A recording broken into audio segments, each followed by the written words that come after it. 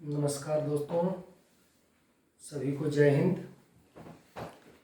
आज काफ़ी लोगों के जो पुलिस के मित्र हैं हमारे, उनका मेरे पास फ़ोन आया था कि सर आपके वीडियो में जो बोर्ड पर जो आप लिख रहे हैं बहुत छोटे छोटे अक्षरों में हो जा रहा है और दिखाई नहीं दे रहा है। तो हमने भी फिर अपने वीडियो को प्ले करके देखा तो ये थोड़ी सी परेशानी आ रही है, क्योंकि मोबाइल से ही मैं इस चीज़ को रिकॉर्ड करता हूँ और कम समय में ही करना रहता है, क्योंकि सरकारी और अन्य कुछ कार्य रहते हैं। तो मैं आज से कोशिश करूँगा कि इसको बड़े बड़े अक्षरों में लिखूँ और ताकि आपको असुविधा ना हो। कुछ हमारे पुलिस के मित्रों का आरक्षी, पुरुष आरक्षी, महिला आरक्षी, इनका फ़ोन आया था कि सर हम लोग जो तैयारी कर रहे हैं वनडे एग्ज़ाम की तैयारी कर रहे हैं अभी, तो कुछ टॉपिक से रिलेटेड विभिन्न प्रतियोगी परीक्षाओं में आए हुए प्रश्नों को भी अपने लेक्चर के साथ साथ शामिल करिए। तो हमने प्रयास किया है, कलेक्ट किया है कुछ प्रश्नों को कि जो भी टॉपिक अब चलेगा संविधान से रिलेटेड, उसमें विगत वर्षों में विभिन्न प्रतियोगी परीक्षाओं में जो प्रश्न आए हुए हैं उनको भी साथ साथ हम सम्मिलित करते चाहें ताकि आपका रिवीजन होता चले।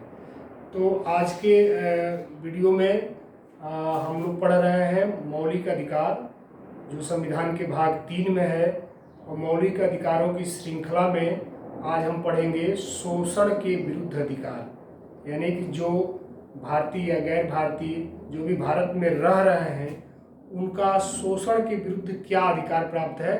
तो इसको दो अनुच्छेदों में संविधान में वर्णित किया गया है, अनुच्छेद 23 और 24। दोनों का डिटेल अध्ययन करेंगे। उसके बाद इन दोनों अनुच्छेदों से रिलेटेड विगत वर्षों में विभिन्न प्रतियोगी परीक्षाओं में जो प्रश्न आए हुए हैं उसको भी यहाँ समाहित किया जाएगा, उस पर भी डिस्कशन किया जाएगा ताकि आपको साथ के साथ अभ्यास भी होता रहे। तो आइए प्रारंभ करते हैं। जैसा कि आप देख रहे हैं बोर्ड पर, आज का टॉपिक है शोषण के विरुद्ध अधिकार। शोषण के विरुद्ध अधिकार अनुच्छेद 23 और अनुच्छेद 24, दो अनुच्छेदों में इसको सम्मिलित किया गया है। अनुच्छेद 23 हमसे कहता है कि मानव दुर्व्यवहार व बलात्कार का निषेध। ध्यान दें, मानव दुर्व्यवहार व बलात्कार का निषेध। और अनुच्छेद 24 कहता है कि 14 वर्ष से कम उम्र आयु के बच्चों को नियोजन पर प्रतिबंध। तो पहले हम आर्टिकल 23 को पढ़ते हैं। आर्टिकल 23 कहता है कि मानव दुर्व्यवहार व बलात्कार का निषेध करता है, यानी कि भारत में जो लोग रह रहे हैं उनका दुर्व्यवहार नहीं होगा। दुर्व्यवहार का मतलब है कि जैसे वस्तुओं की खरीद फरोख्त होती है वैसे मानव की खरीद फरोख्त नहीं होगी, इससे प्रतिषेध किया गया है। अब मानव को क्या तात्पर्य है, आप इसको उम्मीद है आप नोट कर लिए होंगे। अब यहाँ पर हम बताते हैं कि मानव किसे कहते हैं। मानव का मतलब यहाँ पर स्त्री, पुरुष और बच्चे तीनों से अभिप्रेत है। मानव को हम 3 कैटेगरियों में सम्मिलित कर लेते हैं, पुरुष, स्त्री वो बच्चे। उम्मीद है आपको दिखाई दे रहा होगा, पुरुष, स्त्री और बच्चे ये मानव के अंतर्गत आ गए। इस मानव का दुर्व्यवहार, खरीद बिक्री नहीं की जा सकती है। दूसरी चीज, इनसे बेगार नहीं लिए जा सकते हैं। तीसरी चीज, इनसे बलात्पूर्वक श्रम यानी बलपूर्वक श्रम बाय फोर्स्ड नहीं कराया जा सकता है। तो आपको इस अनुच्छेद का अर्थ स्पष्ट हो गया होगा कि मानव दुर्व्यवहार और बलात्कार का प्रतिषेध। ये आर्टिकल 23, इसमें हम 2 क्लास पढ़ेंगे, 23(1) और 23(2). 23(1) में हम पढ़ेंगे कि मानव शब्द से आप आज से समझ गए होंगे पुरुष, स्त्रियों, बच्चे। मानव का दुर्व्यवहार, हम वस्तुओं की खरीद बिक्री करते हैं, मानव की खरीद बिक्री नहीं करते हैं, तो यहाँ पर इसका प्रतिषेध किया गया है। तीसरी इसमें सम्मिलित होता है जो आर्टिकल हम 23 पढ़ रहे हैं, इसके क्लास 1 अभी पढ़ रहे हैं। क्लास 1 में ही ये भी बताया गया है कि बिना वेतन दिए मजदूरी नहीं कराया जा सकता, अर्थात बेगार। इस शब्द को कहते हैं बेगार। आपने नाम सुना होगा बेगार। एक नाम आपने सुना होगा बधुआ मजदूरी, बधुआ मजदूरी। पुराने नाटककारों के या लेखकों के, निबंध लेखकों के, कहानी लेखकों के आपने पुस्तकों में पढ़ा होगा कि भारत में बधुआ मजदूरी की भी प्रथा थी। बधुआ मजदूरी का मतलब कि एक व्यक्ति किसी साहूकार से कोई कर्ज लिया अपनी खेती के लिए और मौसम खराब होने की स्थिति में वो अपने कर्ज को चुकता नहीं कर पाया और अगला सीजन फिर आ गया। ऐसे करते करते उस पर जो है कर्ज का बोझ बढ़ता जाता था और साहूकार द्वारा उसको बधुआ मजदूर के रूप में अपने घर पर रख लिया जाता था। तो ये बधुआ मजदूर और बेगार, ये दोनों का संबंध आर्टिकल 23 के क्लास 1 से है। अब आते हैं इसमें, इसी क्लास 1 के अंतर्गत आता है वेश्यावृत्ति, दास या देवदासी। 3 शब्द आपने सुना होगा, वेश्यावृत्ति, दास और देवदासी। इन तीनों का उन्मूलन भी इसी अनुच्छेद के अधिकारों के तहत प्राप्त होता है। अब आते हैं हम आर्टिकल 23 का क्लास 2, जो अपवाद जिसको हम कहते हैं इसका आर्टिकल 23 का क्लास 2। आर्टिकल 23 का क्लास 2 ये कहता है कि राष्ट्रीय आपात या राष्ट्रीय आपदा का समय हो या देश में कोई ऐसी आपदा आ गई हो जहां पर हमको या सरकार को, स्थानीय निकाय को, लोकल बॉडी को आम जनता की सहायता लेनी है। कोई बाढ़ की विभीषिका आ गई, कोई तूफान आ गया, चक्रवात आ गया या राष्ट्रीय युद्ध दूसरे देशों से छिड़ गया, ऐसी स्थिति में यदि हमको आवश्यकता पड़ती है तो बिना पारिश्रमिक दिए भी सरकार या लोकल बॉडी हमारी सहायता और हमारी मजदूरी ले सकती है। वहां इसका अपवाद में इस चीज को रखा गया है, जिसको आप एक एग्जाम्पल से समझ सकते हैं। जैसे आपने स्कूलों में देखा होगा कि कुछ बच्चे जो है एनसीसी करते हैं। एनसीसी करने का मतलब उनको युद्ध कौशल, शस्त्रों को चलाना, डिसिप्लिन में रहना उसी समय सिखा दिया जाता है कि देश में यदि युद्ध की स्थिति कभी आए और सेकेंड मोर्चे पर, फर्स्ट मोर्चे पर हमारे फोर्स, आर्मड फोर्सेस रहते हैं, मिलिट्री रहती है, सेना रहती है, और सेकेंडरी मोर्चे पर अगर आवश्यकता पड़ती है तो हम एनसीसी को वहां पर उनकी सहायता ले सकते हैं। या भूकंप, बाढ़, ऐसी स्थितियों में लोकल बॉडी, लोकल सरकार यदि मांग करती है, आम जनता से अपील करती है कि आप बिना पारिश्रमिक लिए आइए और देश की इस आपदा घड़ी में अपना सहयोग प्रदान करें। तो यह क्लास 23 के क्लास 2 के अंतर्गत आता है। अब आते हैं आर्टिकल 24। आर्टिकल 24 कहता है कि 14 वर्ष से कम उम्र के बच्चों के लिए नियोजन व प्रतिबंध। इसमें 14 शब्द आपको महत्वपूर्ण याद रखना है। 14 वर्ष, बच्चों से तात्पर्य कभी कभी 18 से नीचे का लगाया जाता है, किसी कानून में 16 से नीचे से लगाया जाता है, लेकिन इस आर्टिकल में, आर्टिकल 23 में बच्चों से तात्पर्य 14 वर्ष से कम के बच्चों का है। 14 वर्ष से कम के बच्चों को किसी कारखाना, फैक्ट्री, खान, खदान या खतरनाक नियोजनों, जैसे कहीं पटाखा फैक्ट्री है, कोई ऐसा उद्योग है जिसमें बच्चे का स्वास्थ्य प्रभावित हो सकता है, उन उद्योगों में बच्चों को नहीं लगाया जाएगा। तो यह आर्टिकल 24 हमको यह बताता है कि किसी भी ऐसे बच्चे को जिसकी उम्र 14 वर्ष है उसको किसी कारखाना, फैक्ट्री, खदान जिसको माइंस कहते हैं, या फिर ऐसे खतरनाक नियोजन कारखाना है जैसे कालीन उद्योग, आप मिर्जापुर का ले सकते हैं, यूपी में मिर्जापुर है, भदोही है, जहाँ पर सबसे ज़्यादा कालीन उद्योग प्रचलित है, जहाँ पर देखने में आया कि अधिक से अधिक बच्चों का वहाँ पर लोग उपयोग करते हैं श्रम के लिए। या आपने देखा होगा चाय की दुकानों पर, मिठाई की दुकानों पर, ऐसे दुकानों पर भी छोटे बच्चे जो 14 से भी कम है उनको भी वहाँ पर रखा जाता है। तो ये यहाँ पर दोनों लोग दोषी हैं जो बच्चों को इन खतरनाक नियोजनों में काम के लिए भेजते हैं और जो उनको काम पर रखते हैं, दोनों के लिए प्रतिषेध किया गया है। जिसे कारखाने में इसलिए किया गया है कि वहां पर सब एडल्ट बड़े लोग ही रहते हैं, साथ ही कारखानों में, फैक्ट्रियों में जोखिम भरे काम होते हैं। पटाखा फैक्ट्री है, जोखिम भरा काम है, माइंस है जो खदान है, जहाँ से कोयले के या अन्य कोई चीजें निकल रही है, तो अक्सर जमीन के नीचे से मीथेन गैस, जिसको CH4 कहते हैं, ये गैस रिसाव होती है, जो बच्चों के स्वास्थ्य के लिए हानिकारक होती है। अतः यह अनुच्छेद जो है हमको 14 वर्ष से कम उम्र के बच्चों के नियोजन पर प्रतिबंध की बात करता है। अब आते हैं इसमें, हमारे उत्तर प्रदेश पुलिस में भी एक ऐसी यूनिट बनी हुई है जिसका आपने नाम सुना होगा, AHTU, anti human trafficking unit, anti human trafficking unit, AHTU। Uttar Pradesh के 17 जनपदों में इसके, जो खास तौर से नेपाल बॉर्डर के जनपद हैं, जहां पर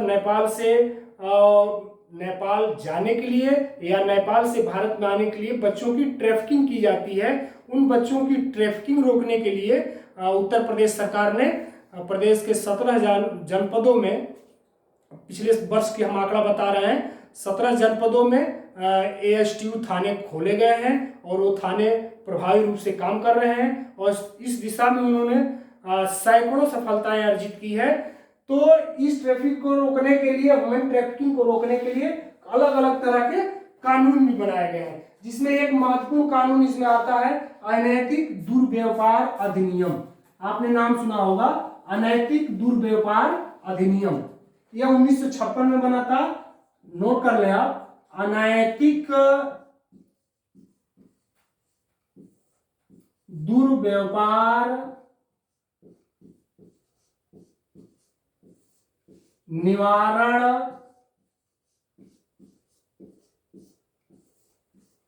अधिनियम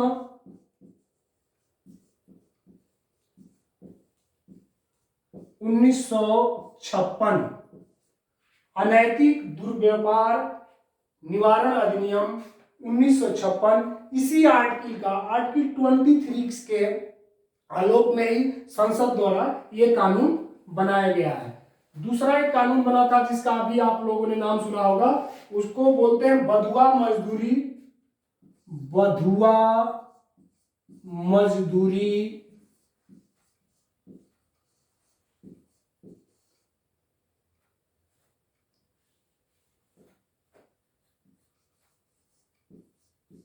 अधिनियम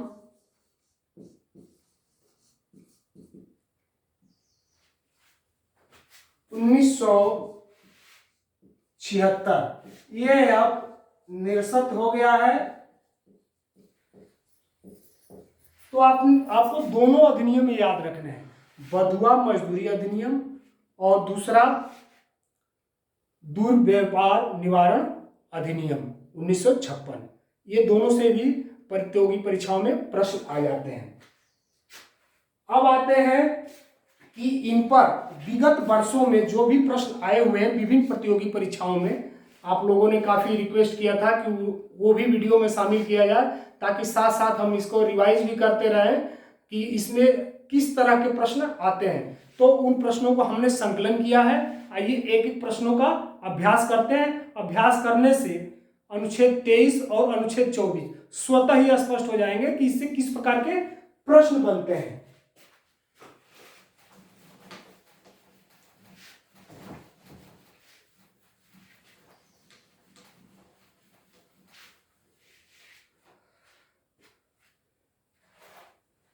एक प्रश्न आया हुआ है SSC 2019 में, SSC 2019 में, इसमें प्रश्न में पूछा है शोषण के विरुद्ध अधिकार है। प्रश्न है शोषण के विरुद्ध अधिकार है। आगे डैश डैश डैश कर दिया। 4 ऑप्शन आपको दे रहा है कि शोषण के विरुद्ध अधिकार है। पहला ऑप्शन दे रहा है मौलिक अधिकार, दूसरा ऑप्शन दे रहा है संवैधानिक अधिकार, तीसरा ऑप्शन दे रहा है विधिक अधिकार,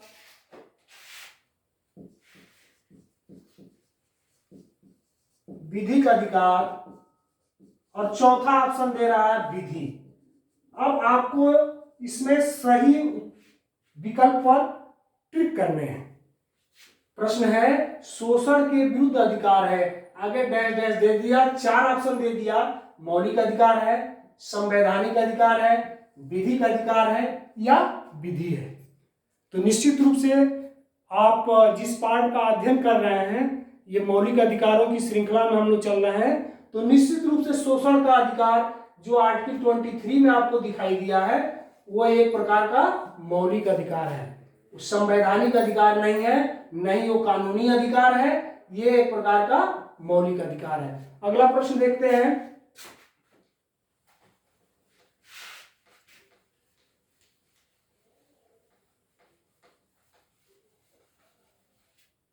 निम्न में से कौन सा अनुच्छेद श्रमिकों को पर्याप्त मजदूरी न दिए जाने से अतिलंघित होता है? निम्न में से कौन सा अनुच्छेद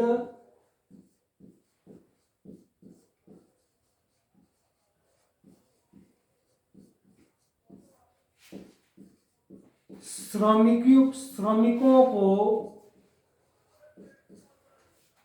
मजदूरी न देने से संबंधित है? समझ लीजिए, मजदूरी न देने से संबंधित है। और फिर इसके 4 विकल्प दे दिए जाते हैं, अनुच्छेद 14, 16, 18 और 23। 16, अनुच्छेद 16, 14, 18 और 23। ये प्रश्न आया हुआ है एमपी एपीओ एग्जाम 2004 में। एमपी एपीओ एग्जाम 2002 में 2002 में प्रश्न आया हुआ है। इसमें पूछ रहा है कि इनमें से कौन सा ऐसा अनुच्छेद है जो श्रमिकों को मजदूरी न देने से संबंधित है। तो आपने अभी अनुच्छेद 23 पढ़ा, तो स्पष्ट देखने से हो रहा है कि इसका आंसर अनुच्छेद 23 विकल्प नंबर 4 होगा। अगला प्रश्न इसी तरह का कुछ बन रहा है कि इनमें से कौन सा अनुच्छेद मानव दुर्व्यवहार को रोकने से संबंधित है? इनमें से कौन सा अनुच्छेद मानव दुर्व्यवहार को रोकने से संबंधित है? तो आपके लिए अगर मान लीजिए इसमें दे रहा है विकल्प दे दिया 14, 16, 23, तो इसमें भी आंसर आपका क्या हो जाएगा? 23 ही हो जाएगा। अगला प्रश्न पूछा गया है एमपी एपीओ प्री 2002 में। यह प्रश्न पूछा है कि मानव निम्नलिखित में से किस मामले में सर्वोच्च न्यायालय ने, यह महत्वपूर्ण प्रश्न है, इसको आप नोट कर लें। निम्नलिखित में से, इस प्रश्न को आप नोट कर लें, निम्न में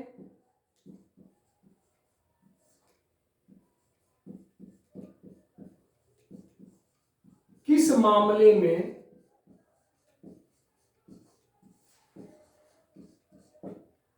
माननीय सर्वोच्च न्यायालय द्वारा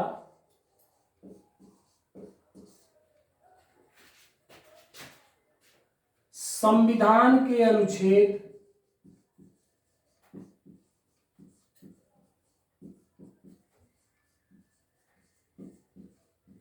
23 के अंतर्गत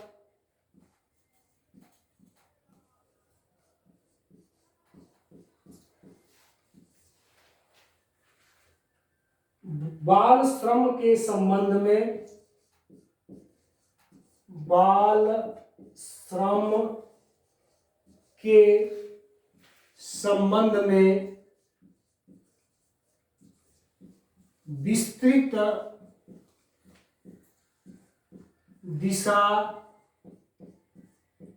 निर्देश जारी किया है। प्रश्न को आप नोट कर लें।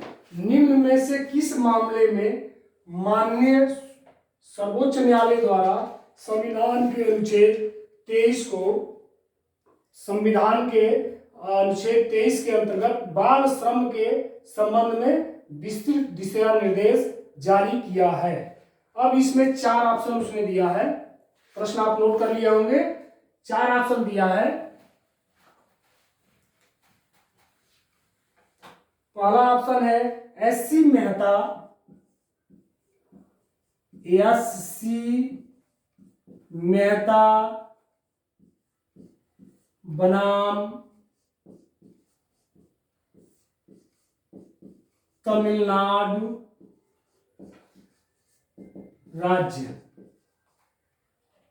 दूसरा विकल्प उसने दिया है बधुआ मुक्ति मोर्चा, बधुआ मुक्ति मोर्चा बनाम भारत संघ।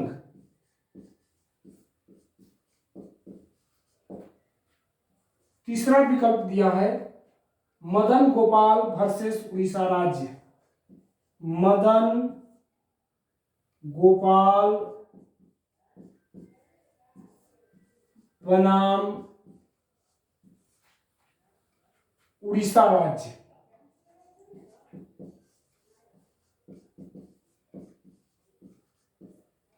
चौथा विकल्प दिया है 1 व 2 दोनों।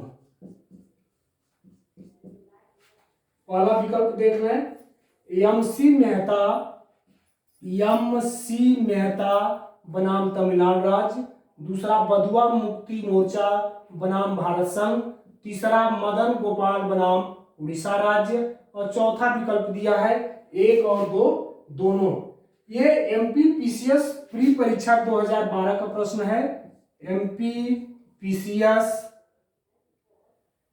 एमपीपीसीएस परीक्षा 2012 प्री का प्रश्न है कि माननीय सर्वोच्च न्यायालय ने अनुच्छेद 23 के अंतर्गत बाल श्रम को इनमें से किस प्रकरण में, किस मामले में विस्तृत दिशा निर्देश जारी किया है।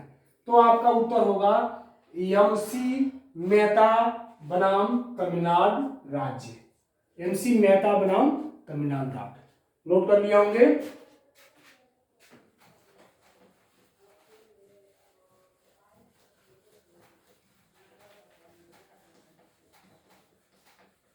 अगले प्रश्न पर विचार करते हैं।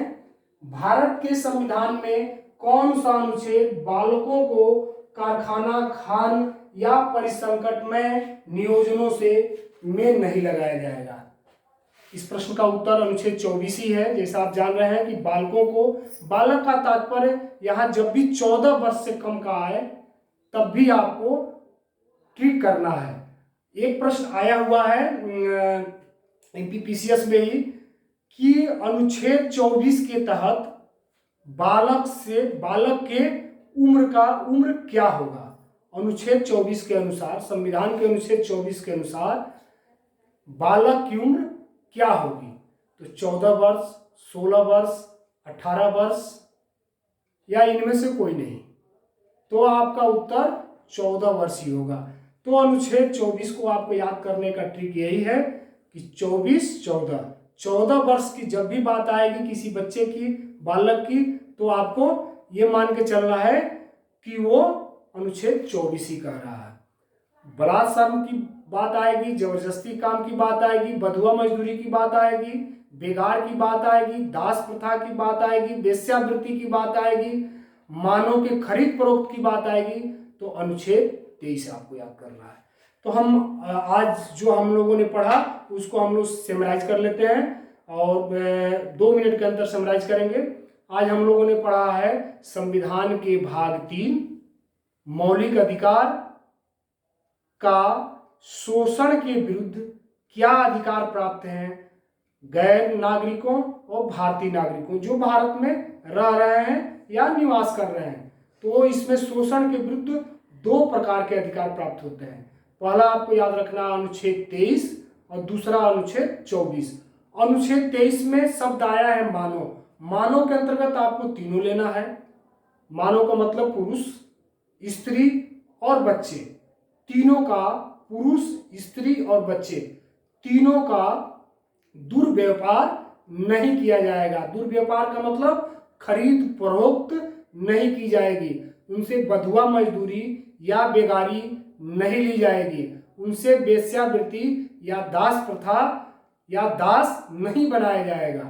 इसी का क्लाज आता है आर्टिकल 23 का क्लाज 2, जो इस आर्टिकल 23 का अपवाद है कि ऐसी परिस्थितियां विद्यमान हो जाए देश में जब आपातकाल लगा हो या देश में कोई बड़ी आपदा आ गई हो। आपदा मीन्स जैसे देश में बहुत भारी मात्रा में बाढ़ आ गया हो, चक्रवात आ गए हो, कोई ऐसा तूफान आ गया हो, या आप कहें भूकंप आ गया हो, जिससे काफी मात्रा में जन और धन की हानि हुई है और जहां का जीवन बिल्कुल अस्त व्यस्त हो गया है, वहां पर स्थानीय लोकल बॉडी, गवर्नमेंट की लोकल बॉडी या गवर्नमेंट आपसे अपील करती है कि आप आ जाएं और यहाँ पर जन सहयोग प्रदान करें, यहाँ पर जनता की सेवा करें। यहाँ पर आप जो है अपना विभिन्न प्रकार से जन सहयोग कर सकते हैं। कुछ लोग आपदा के पीड़ित व्यक्तियों को कपड़े देकर, कुछ लोग भोजन देकर, कुछ लोग रहने की व्यवस्था कराकर, तमाम प्रकार के लोग व्यवस्था करते हैं। वहाँ पर पारिश्रमिक की बात नहीं आती है और अगर सरकार आपको उसका पारिश्रमिक नहीं देती है तो आप उस अनुच्छेद का हवाला देकर ये नहीं मांग सकते हैं कि हमसे वहाँ पर जबरदस्ती बेगार या श्रम कराया गया। दूसरी चीज आती है, देश में कभी किसी अपने दुश्मन देश से युद्ध हो जाता है, शुरू हो जाता है और वहाँ पर आवश्यकता पड़ती है कि फ्रंट लाइन जो हमारे फोर्सेज हैं, मिलिट्री है, आर्मड फोर्सेस है, उनकी हेल्प्स के लिए एक सेकेंडरी जरूरत पड़ती है। तो एनसीसी का गठन इसी उद्देश्य से किया गया कि जब भी देश को आवश्यकता पड़ेगी, जो एनसीसी आपने स्कूलों में देखा होगा कि बच्चे एनसीसी ए सर्टिफिकेट प्राप्त करते हैं, बी करते हैं, सी करते हैं, बिल्कुल टर्नआउट वर्दी उनका मिलिट्री जैसा ही होता है, फोर्स जैसा ही होता है, वैसा ही ड्रिल करते हैं, वैसे ही वेपन्स हथियारों की ट्रेनिंग प्राप्त करते हैं, टैक्टिक्स सीखते हैं, फील्ड क्राफ्ट सीखते हैं और अनुशासन में रहते हैं। तो जब भी देश को युद्ध के समय उनकी आवश्यकता होगी वो बिल्कुल स्वेच्छा से तैयार रहते हैं, वहां पर वो पारिश्रमिक की मांग नहीं करते हैं। तो ये आर्टिकल 23 आपको क्लियर हो गया।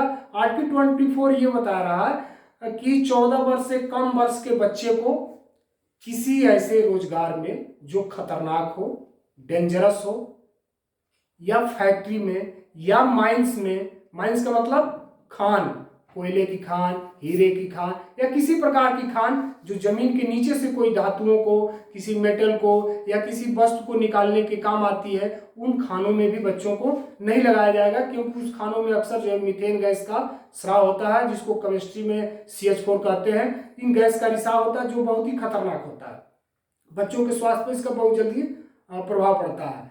तो या कोई पटाखा फैक्ट्री है, जैसे आपने नाम सुना होगा तमिलनाडु में शिवकाशी एक जगह है जहाँ पर बहुत भारी मात्रा में पटाखे बनाए जाते हैं। तो ऐसे फैक्ट्रियों में या कोई तेजाब की फैक्ट्री है या कोई कांच की फैक्ट्री है या कोई भी लोहे की फैक्ट्री है, ऐसी कोई फैक्ट्री जहाँ रहना खतरनाक रहता है, चाहे वो वहाँ से ऐसी रेजें निकलती हैं या ऐसे मेटल्स वहाँ बन रहे हैं जो स्वास्थ्य पर प्रभाव डाल सकते हैं, तो बच्चों को ऐसे कल कारखानों में, फैक्ट्रियों में, खाद्यान्नों में नहीं लगाया जाएगा। तो मैं उम्मीद करता हूं कि आपको जो है ये वीडियो पसंद आया होगा और आपकी जैसी ख्वाहिश थी कि वीडियो में कुछ प्रश्नों को शामिल किया जाए, तो आज हमने 4-5 प्रश्नों को शामिल करके ये बताने का प्रयास किया है कि किसी भी आर्टिकल से रिलेटेड परीक्षाओं में, वनडे एग्जाम में कैसे प्रश्न बनते हैं। तो आप जो है तमाम नेट पर उपलब्ध हैं, आप उन पर पढ़ने के बाद आप उससे अभ्यास कर सकते हैं। बशर्ते जो भी महत्वपूर्ण प्रश्न होंगे उनको हम अपने लेक्चर में सम्मिलित भी करते जाएंगे ताकि साथ साथ आपका रिवीजन भी हो जाए। तो चलिए आज का वीडियो हम यहीं समाप्त करते हैं। सभी को जय हिंद।